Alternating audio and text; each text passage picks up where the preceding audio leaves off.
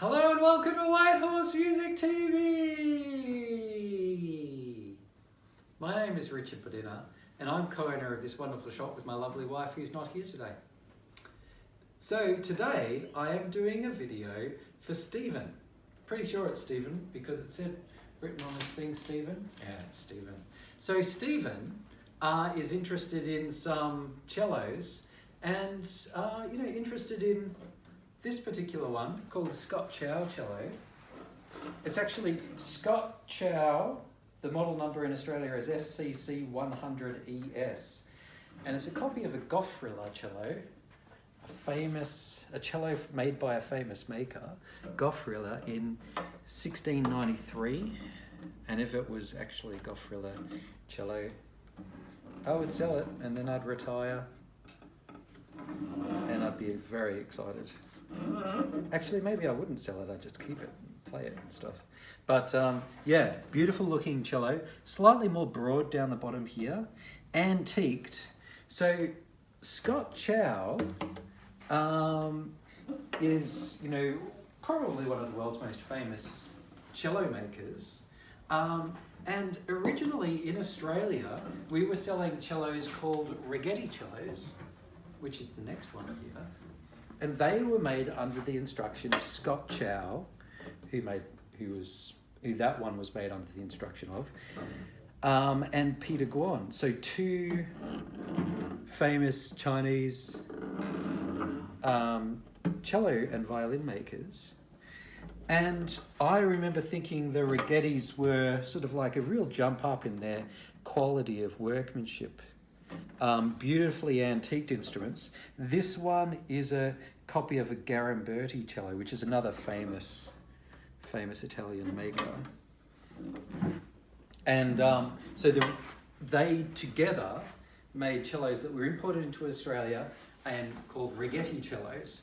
And then they had possibly some sort of disagreement. I like to think that cellos flew through the air and were smashed against things, tables and stuff.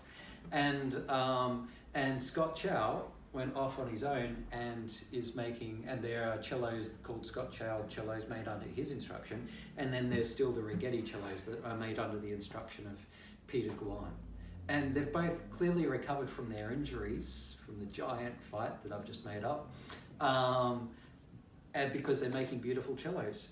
Both very beautifully handmade. The Righetti ones tend to be sort of like shinier, I reckon.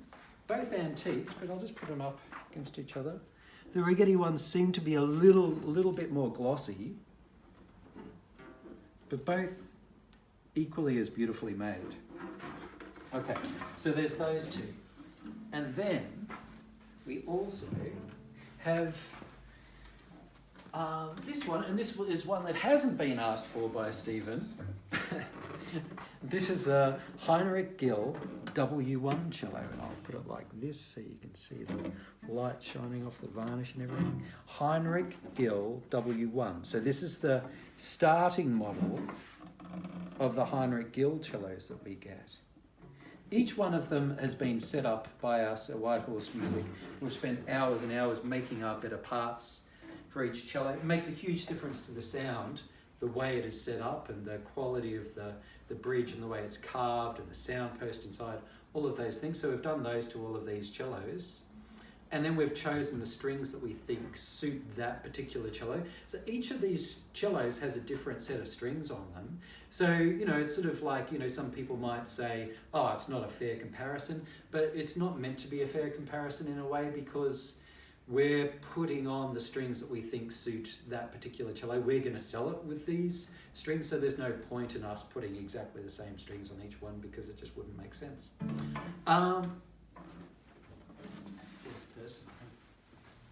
Back again, we're in lockdown at the moment, and so there was a human knocked at the door, and so I went and said hello to the human from through the door. So, as I was saying, this is the Heinrich Gill W1 cello, and it is not as antiqued as the other ones. It looks pretty much like a new cello. I mean, Heinrich Gill, they use quite old wood because they're, very old company. They've been making cellos since 1952, but the age of the wood doesn't really make a difference to the way it looks externally. This wood, I mean, the way they varnish it really makes it look, you know, antiqued or not. This one is quite new looking. It's just a little bit, you know, like faded to the flanks, and so you see more of that goldy underlay there, where the other two are really, you can see scratches on them and things like that, where they've, you know, tried to make it look like a 300-year-old cello. Anyway, so I will play this one first, and then I will play the other two, and we'll see if they sound like cellos.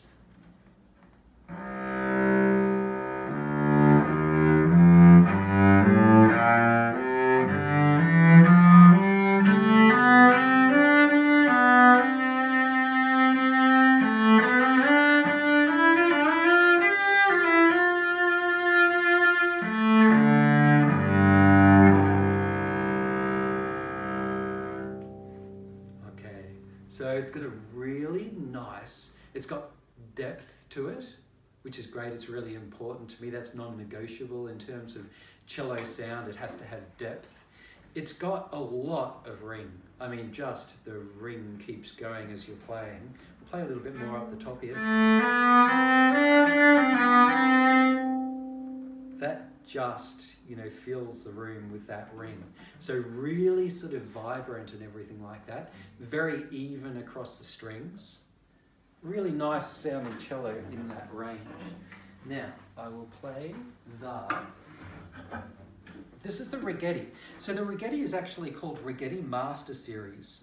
They have lots of different levels of Righettis. So they have, this one is called Righetti Master Series 6.1 Garamberti. So copied, based on the pattern of a Garamberti famous cello, and made to the quality of Righetti Master Series 6.1, because they have a few different levels of those. Let's see what this one sounds like.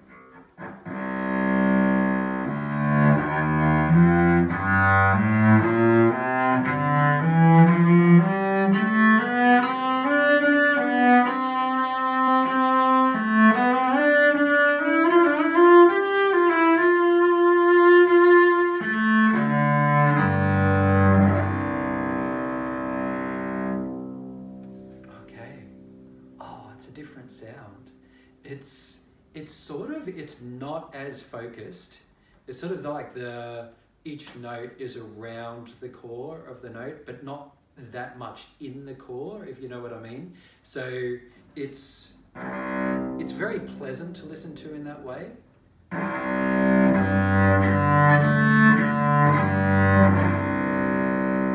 not as projecting, I wouldn't say. So I reckon some people would like this sort of sound, and some people would like that sound of that Heinrich Gill. But let's go on to the Scott Chow, because we're not quite confused enough yet. Okay, so this is the Scott Chow SCC 100 Goffrilla model.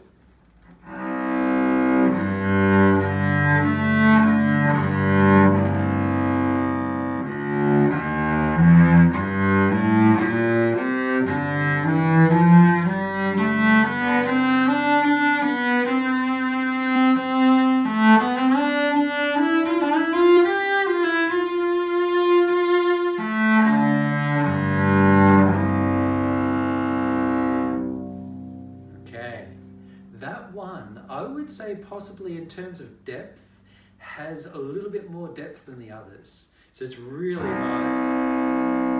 nice and full up there, down there, but also the depth sort of extends up to the A string. It's not like really penetrating and thin on the A string. It's more maintaining that depth.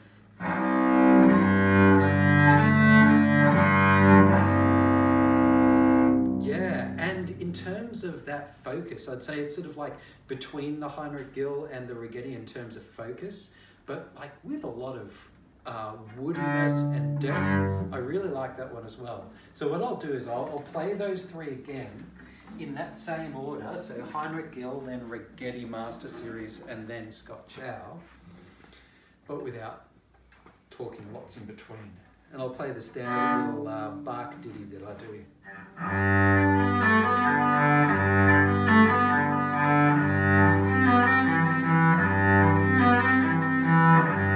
It's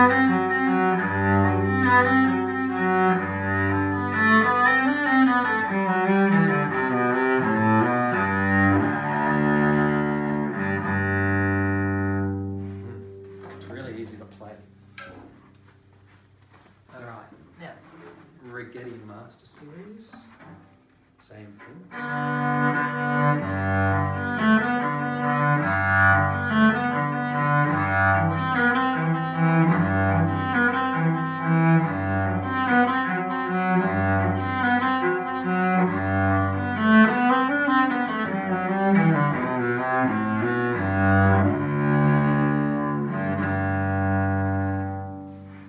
Really nice. There's a little drop in volume, I would say.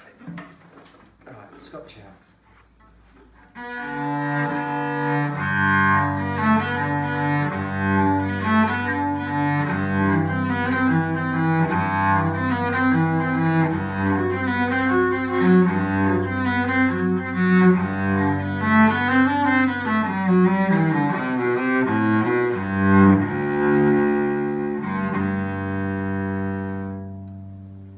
Okay, beautiful as well. But I'm not going to tell you what to think. Please, everyone, comment down below and tell Stephen which one he should buy, and then by group discussion, he will have to buy whichever one you say no, he won't.